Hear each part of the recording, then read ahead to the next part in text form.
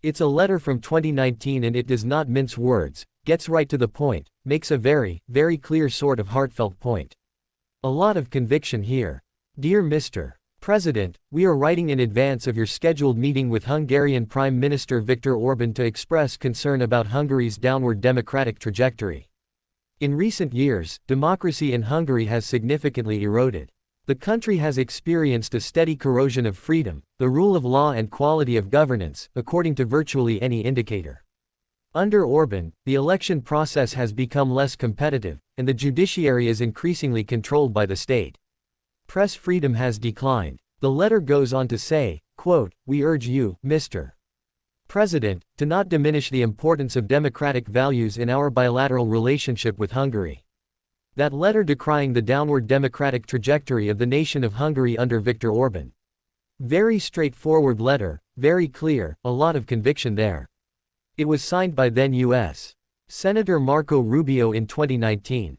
That letter made the rounds again today, thanks to a managing editor who resurfaced it. And I guess you could call that a really useful read in light of today's news, where Secretary of State Rubio held a press conference today in Hungary in which he basically swallowed the old Marco Rubio line and instead said this. President Trump is deeply committed to your success because your success is our success, because this relationship we have here in Central Europe through you is so essential and vital for our national interests in the years to come. Your success is our success, Victor. Can I call you Victor? This relationship through you. State Marco Rubio today making moony eyes at Viktor Orbán, throwing the administration's full support behind Viktor Orbán despite his own supposedly principled revulsion at Orbán's dictatorship just a few years ago.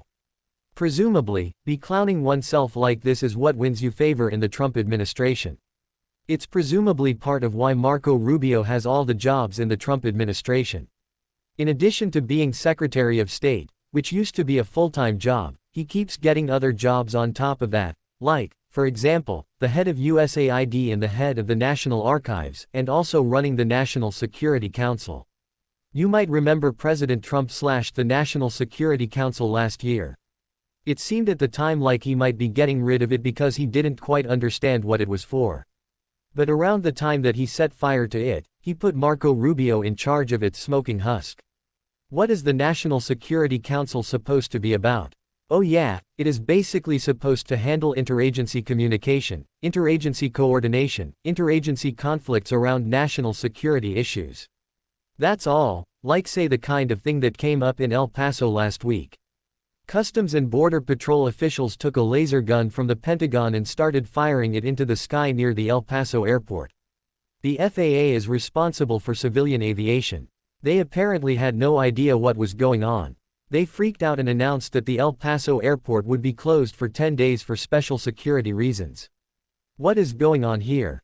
This is the United States of America under the Trump Republican Party, wherein the Transportation Department, the FAA, and the Defense Department are both run by former TV hosts hired mostly for their hair.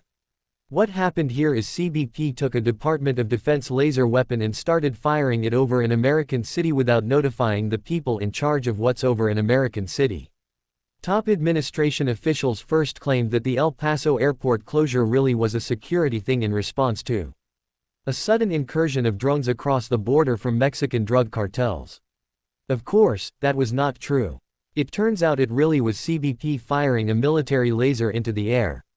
And it turns out they weren't even firing at a drone of any kind. They were shooting at Mylar party balloons.